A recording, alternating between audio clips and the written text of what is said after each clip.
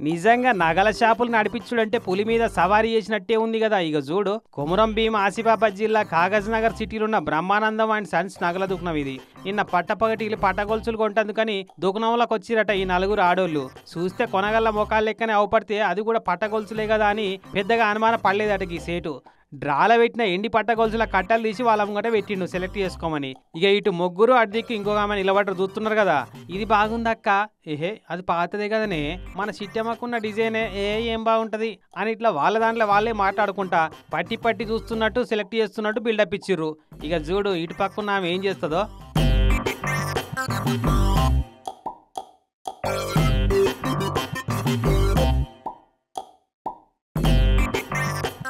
అయిపాయ్ ఒకటో రెండో పట్టగొలుసు గుంజుతుంది అనుకుంటే కుప్పకు కుప్పయ్య తీసి మడత పెట్టింది అక్క.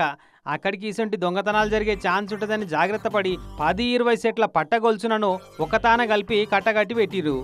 ఏదన్నా నచ్చిందంటే అలాగే తీసియొచ్చు, ఒక్కొక్కటి సపరేట్గా పెడితే ఎత్తుకపోయే ఛాన్స్ ఉంటుందని గట్టి పెడితే ఏకంగా కుప్పనే మాయం చేసిర్రు ఈ కిలేడి దొంగలు. అటు ఇటు 1,50,000 రూపాయల సొమ్మట.